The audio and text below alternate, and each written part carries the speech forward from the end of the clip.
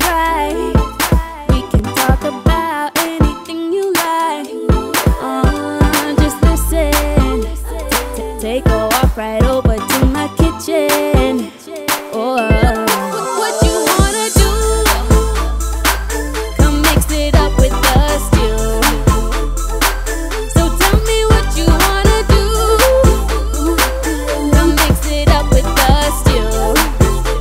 Yeah, come mix it up with the stew. And welcome to another wonderful episode of The Stew. Thank you so much for tuning in. I am one of your lovely hosts, Les. I'm Janae. And I am tongue-tied and tongue-tied Anika, to be specific. It has to be hump day, doesn't it? Yeah. We I'm still got a great show, though. Trying to get over We the still got a hump. great show lined up for Of course. our viewers today. Yeah. So, yeah, Some let's good get talk. right into it. Yeah. Trying to get over the hump. That's right, Anika. We should have had tips on how to get over the hump. That's what we should have had on today. Right? Yes, and tips on being bald. So there's a new trend, guys. And you know what? I hate having to bring this up because I don't want to sound salty. If you want to bald your head, okay? Hooray. Congratulations to the ladies who are fearless enough and confident enough to shave their heads. Power to you, girl. Yeah, but there's definitely been some sort of trend going on. Recently, Keke Palmer started to rock the bald look. I love it. I love And it. Yeah, it was really nice. even Kirsten Stewart, I think. I actually really liked that haircut on Kristen. Let me tell you, it's interesting that Kristen Stewart, there you go. people will make it seem like, you know, you have to have hair or you have to be a slave to hair, but it's so freeing to just wake up in the morning and shower and go, or go to the beach and not think about a haircut. We live in a very hot climate, so it's actually so refreshing to just not have to deal with, like, there are literally days when I feel the sun bearing down on my head, and I cannot understand for the life of me why girls walk around weave down to their hip. Now, mind you, that's your right, that's your freedom, but it's hot. But I mean, hot. to be honest with you, my face and head type is not one for a bald look. It's not. I have this protruding mouth thing, really big teeth. It's not gonna. You know, I think you look fierce. Be a vendetta fierce, like in a bodysuit. I was just thinking to myself, I wonder if anyone has actually ever gone bald and completely regretted the decision. I'm sure. Let me tell you, the head. I cannot tell you how many times women have stopped me in the food store, at a party, whatever, and say, I wish I can do what you did, but my head just ain't here for it. So, I mean, and if you cut it off, and then there's lumps that you didn't know existed. Like, you know, it's just like the shape that you just never knew that it was in your head because you always had hair on your head. Yeah, because I have a sink hair, actually, which I was not aware of before. I'm like, there's a dip in my head. That's beautiful, but a lot of people, baldness. I mean, I'm pretty sure there's something going on that we would not want to see. So, you know, but, like I said, power to the people who can do it. Going to know what your head is shaped like until you actually bald it. So exactly. Yeah. But not for like me. I always say, do you, boo. If that's what floats your boat, then embrace it and love it. And float. Yes. Talking about embracing, has anyone ever embraced the friend zone? Or been put in? Talking about like a relationship between a male and a female? Yeah. Kind of thing? Have you ever been put in the friend zone, Les? Yeah, absolutely. With your consent, or you chose this? You know what? I think when you end up in the friend zone, 9 times out of 10, you end up there kind of without even realizing it. Like you might have wanted something beyond that, but that person sent them signals long time. And if you ain't smart enough to pick up on them, I didn't know men did that. I know girls for sure do it. You know, if you try to like come on to her or whatever, and then she says something like, "Oh, you're like a brother to me," and you're like, like the music stops, the record just stops. But I did not know that was something that men did. I figured men like anything with two legs. Yeah. Well, that wasn't subtle at all. If someone tells you like, "Oh, you're a brother to me," that wasn't subtle. That's like you got picked up and thrown into the friend zone all in one. Yeah, without your consent or knowledge. It's like, you know, forget about any possibility of taking this further. That's where it stops. But why would a man, or how would a man put a woman in a friend zone? I would love to know. Is he straight?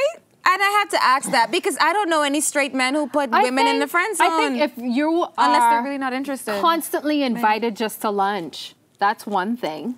Right? If you're constantly invited just to lunch. But that's spending time with me. That could be called a date. We're in the Bahamas too, where you probably, if you're getting caught to lunch with somebody, y'all probably going. Y'all talking. Y'all Yeah, talking. but not if you didn't know he was going to invite some other people as well. Oh. You know? Okay. And that goes for dinner or any other event where, you know, other people just casually keep popping up. You're like, oh. Oh, so it's not a date. It's clearly not a date. Yeah. Yes. Okay, so if you with somebody all the time, even if you're spending time together, if other people are always there, it's not a date. Yeah. That's the first rule of friend zone. Okay. All right. crazy. Exactly. And hey, while we are on the subject of friendships and relationships, is love enough just to get married, ladies? Never. Or do you need something more? Nope. Let's ask the married lady. Yeah. You need more than love, right? You need more than pass the mic down. No. She wasn't ready. No.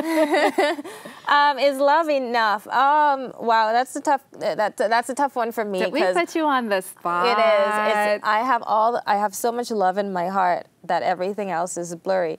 But in all that sounds like a honesty, greeting card. I have so much love in my heart. Everything else is yeah, and in all honesty, I think I married for love because I was with my husband since I was, 16? So I don't know what else I was looking for back then. I mean, I was too young. But, you know, I guess I don't know. What do you think? I think, okay, obviously love should be one of the 4 running reasons to get married. I do also know 4. I just know that that's not the only thing that sets a strong foundation for a marriage. I mean, I've seen countless articles and reports about, you know, finances being one of the main reasons why couples go through divorce. So although you shouldn't marry someone for money, you should marry someone who's financially responsible. That's just as important because you can't pay bills with love. Well, you just have to agree. You both may not have money per se, but you have to agree on how things are spent and how things work. And but in order to do that, you got to have something. Do you? I think too, it's also important to just be friends with the person. Yeah. It's possible to love somebody and not be in like love. them. Or, you know, love someone and not be into all of that. All of these things factor in, and it's even better if you can be best friends with that person. It's so complicated because as the times change and seasons change, people change. And so it's where do you then marry the person who you're going to be in 5-10 years, because you're going to be completely different, they're going to be completely different. So you're almost playing a chess game regardless. Because you just don't know where you're going to end up. And that is the complicated part of marriage. So there should be a checklist, I would say. All of the things that are, in my opinion, all of the things that are important to you, obviously, whatever you are requesting of someone, you should be able to give the same. I don't ever want to say to a man, I need this, and I can't give him that in return. Or I can't give him the things that are on his checklist. But again, I do know that for sure, you could love somebody from here to Jabim, and then there are a whole lot of other factors that can make or break our relationship, and they are just as important as love. So, quick question for you is, tell me, do you need to have PDA in your relationship to make it work? How do you feel about public displays of affection? I don't necessarily have to have it, but I don't want to be with somebody who doesn't want to do it at all. That's a problem for me because naturally I'm an affectionate person. And if it just so happens, yes, I am, dear. I love to touch and, you know, give the love. But no, seriously, if it just so happens that we're in public and, you know, I decide that I want to hold your hand or touch you or, you know, rub up on you or something, I just don't need it to be a problem. I can't be with somebody where that's a problem because that's a problem for me. Okay. Yeah.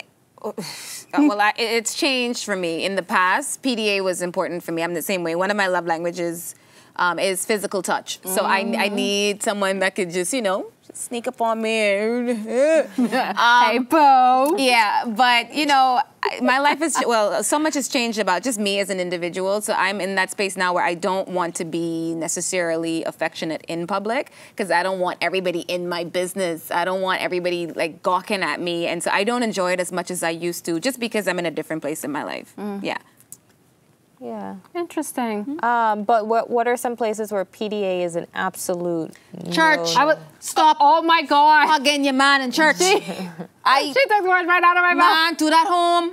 Not church. Even when you're married, like, we know y'all getting it on. Yeah. Do that home, please. Especially not at a funeral. But should you not hold hands, touch? Are you supposed to stay like no. with them? I think church you could. No. No, you know, No. you could usher your wife in by holding her lower back. And that's but it. I don't understand. That's about it. We know you married. Have y'all ever gone away, like been on a subway or something, or public transportation, and seen a couple just completely all over each other? I mean, like full on making out, and you're sitting there like, y'all can't get a room? Get a room. I don't I'm want to sure see y'all it. next stop ain't too far from your house. Like, come on. Get a room. Yeah? We don't necessarily want to be in it. Yeah, no, I think my only need to issue see is all that. I'm so awkward. My PDA looks like a small child trying to climb up a ladder. So I just take it. I don't even mess with it. But, you know, I don't care either way. There's no way to do it gracefully. No, huh? I'm not graceful. Not in Janae's world. No, so I just opt out of it completely. Is it a starving child? It's not a starve, but definitely like one of those bad kids trying to like climb something that they're not supposed to climb, and it really gets awkward. I was watching a movie the other day, just a sidebar, but I was watching a movie the other day. It's called Why Him, and the mother was going crazy, and like you ever watched it? I haven't seen it, but I know what movie you're talking about. Please watch it. The mother, when she was trying to come on to the father, was basically me with my it was PDA. just awkward, all wrong. It was completely All awkward. kinda And my wrong. mother was watching it, and my husband was like, that reminds me of Janae. He's like, I know this is inappropriate, but it does. So I opt out of it completely. Gotcha. Okay. Do what works for you. So ladies, before we go to our break, I want to know, do you have a theme song that the world should hear every time you enter a room? And what is it? Hell yeah. Grown woman, Beyonce. I'm a grown woman. Wait for it. I could do whatever I want. Hey. Mine would be right now, because it's changed over the years, Roar, Katy Perry. You're gonna hear me roar louder. Yeah. Anyway, yes. That's it. Okay, so Your turn. I'm pretty simple. Anything Lil Wayne or Vibes Cartel. That is so broad. I don't even know what to think about that one. I don't but know. anyhow. The newest Vibes songs, I feel like I could. You feel connection to I could those. walk into Okay. a room with those. Yeah. All right, so Janae is channeling her inner Junglers? I don't know. It's yes, fine. I love it. I was trying to be diplomatic. I didn't want to use that word, but yes. Hey, ain't inner nothing wrong with these junglers. junglers.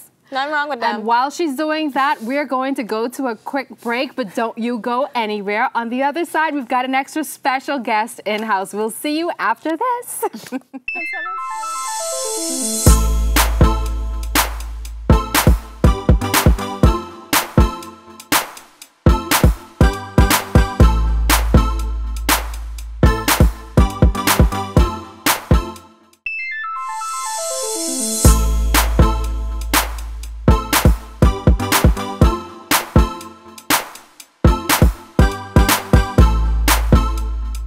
We are back with the stew, and it's all about natural hair. That's right, the revolution continues. We are so happy to have in studio with us the founder and organizer of CurlyFest in its second year. Please join me in welcoming Malika Pryor. Come on out, honey. Woo! Hello, gorgeous. Hello. Welcome. So beautiful. Oh, thank you. You look gorgeous, honey. Welcome. Thank you. I'm a reflection of you lovely ladies. So, Malika, we've made it to year 2. After all Year the 2. work and the organization that went into the first year, was it always your intention, first of all, to have an annual event, or were you just thinking that first time to do that and see how it goes and then figure it out? I think probably more the latter, because festivals are a big undertaking.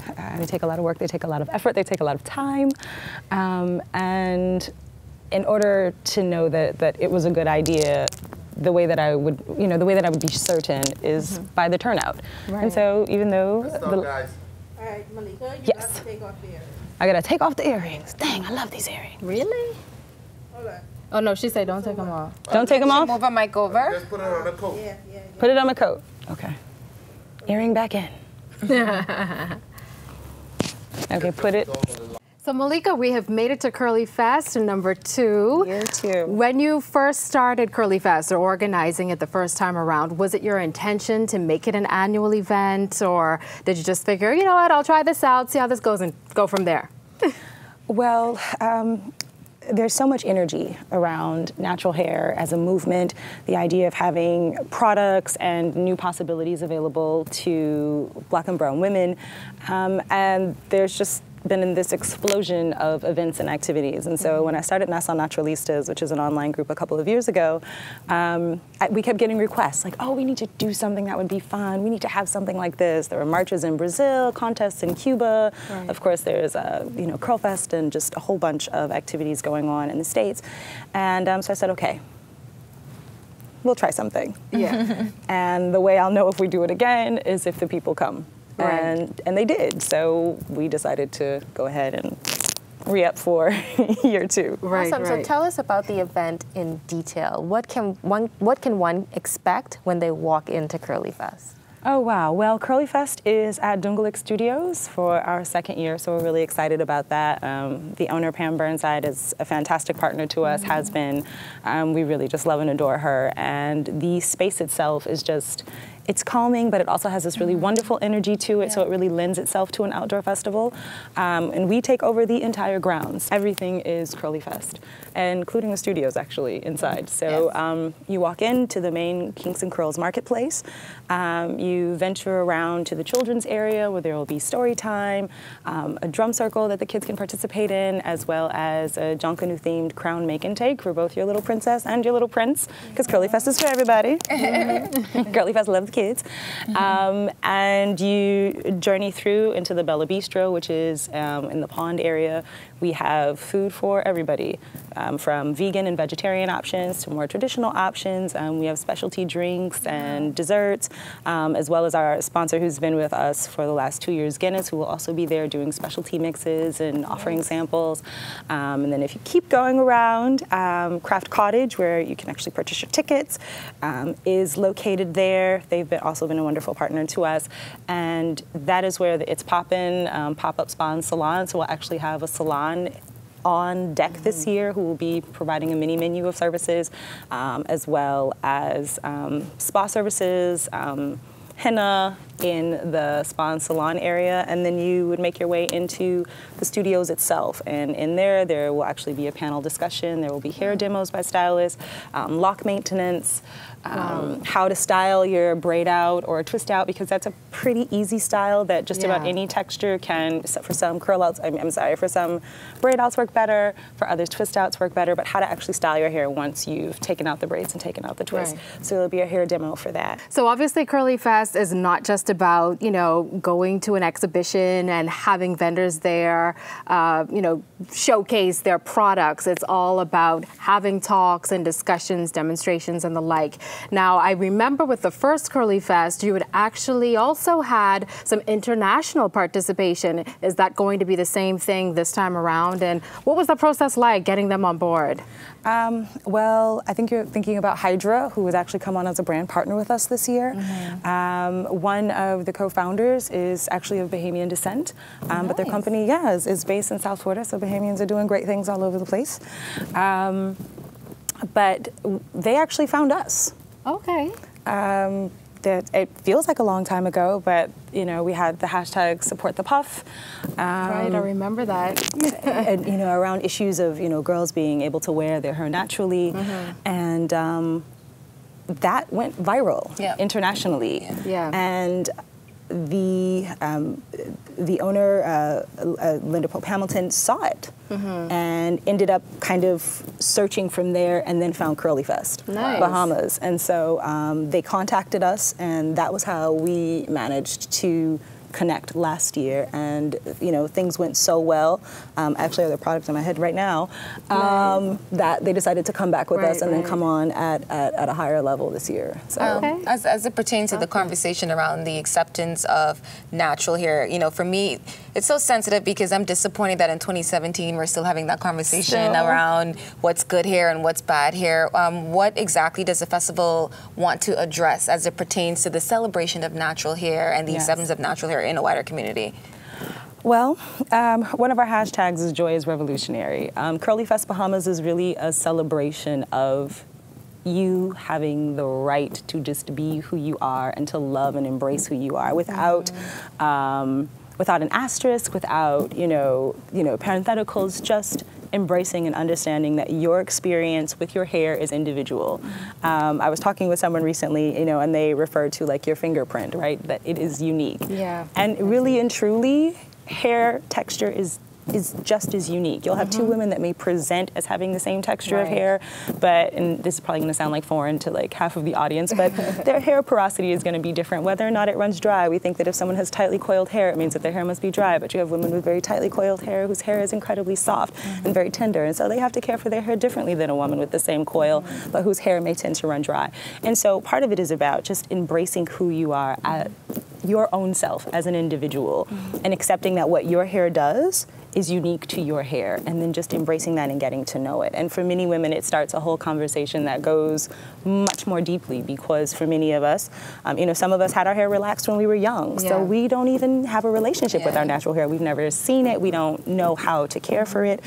So it's a whole new journey. You have moms whose hair, who choose to relax their hair, but who want their daughters to be able to choose. So figuring out how to care for hair. A lot of us were taught that like water is like the enemy, but really for a curly girl, that's your best friend. Yeah. You need moisture on the inside, and you need it on top of your head in order to care for it and to make sure that it's healthy. So we're, working to undo some of the myths and break down some of those barriers, because for a lot of women too, because they've never cared for their hair in its natural state, they're like, oh, it's so hard. It's like, no, mama. Well, that's part of the reason why I'm here. I'm like, it's so hard. I'm just cut it all off. Any hair for you. Any hair for me is too, Thank you so much. Why don't you share the details of CurlyFest again and tell us where to go and when to be there and what to do. Yes, so our Facebook handle is at CurlyFest Worldwide, although we're not worldwide yet.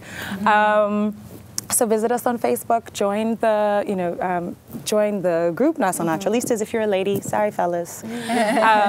But, join the event so that you can keep up with the details. It's Saturday, May 27th. It starts at 2 o'clock. Again, we're at Dungalik Studios, which is on Village Road. We have a VIP level this year at $10, but general admission is $5. If your little one is 5 years or younger, they are free. And everything other than what you want to purchase from a vendor is included with admission. So there's nothing a la carte. The panels, the hair demos, the fashion showcase, the game shows, all of that is included when you walk through. We want people to spend with the vendors. We want them to have a good time. And if they're coming with their family and friends, we don't want them to feel like their pockets are empty by the time they come through the entrance. So we want you to spend and have a good time. So we're really, really excited. So we want people to come and to have a great time, because it really is a festival. There's a dance party at the end. There's music the whole time. It's lots of fun. Wow, sounds like it. Sounds like so much fun. Well, thank you so much for coming today and talking to us about CurlyFest. And definitely congratulations on your journey, your curly, wonderful journey. And, we hope that women around the world, not just in the Bahamas, will #continue to support the puff. Right? Absolutely. Good. Yes. So we will be back right after this. Don't go anywhere.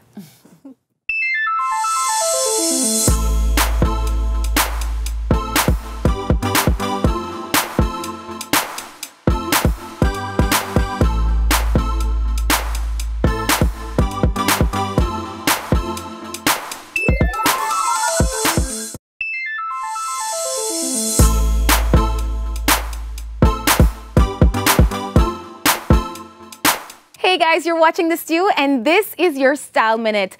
Valentine's Day is finally behind us, and that means it is almost the start of spring, because March is upon us.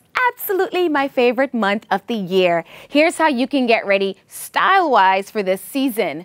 First and foremost, get you some pastels and lots of maxi dresses. Spring represents a time of fresh air, fresh flowers, and you want to kind of embody that in what you wear as well. Next up, think prints and, of course, rompers too. This gives you an opportunity to take advantage of the wedge heels in your closets or even some flip-flops. Try pairing these even with some cute sneaker shoes and you'll be just fine for spring. Next up, accessorize. I mean, what better way to jazz up the pieces that you already have in your closet? Style doesn't mean shopping every single day. So if you have basic colors, stock up on really bright and vibrant costume jewelry to take your wardrobe to the next level. And finally, crop tops, just like the one I'm wearing today from Shop the CC. These are great when they're paired with high-waist trousers or even full-length skirts.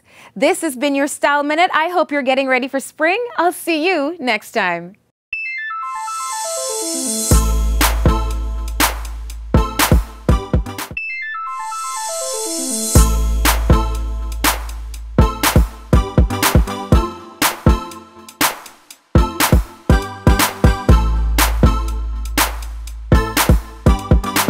So they didn't give me a chance to look up this vibe song, but definitely on Friday, I will play it for the world as we walk in, because it's my entrance song. Just kidding. Thank you to Malika for coming in and talking to us about CurlyFest. Don't forget to go and check it out. It's at Dungalik Studios this Saturday, May 27th, and there's so much to see. Again, ladies, what a wonderful conversation. Always. Anika, I always tell you, I'm just so proud of your confidence and rocking the bald head. Thank you. Thank you very much. And definitely, Les, guys, she likes some PDA, so that's definitely something we're going to put on the dating segment once we get there. So we'll see you on Friday. Get over the hump. Remember, it's Hump Wednesday. Get over it gracefully. And we will see you then. Have a good one. Is there a way to gracefully hump? When the vibe is right.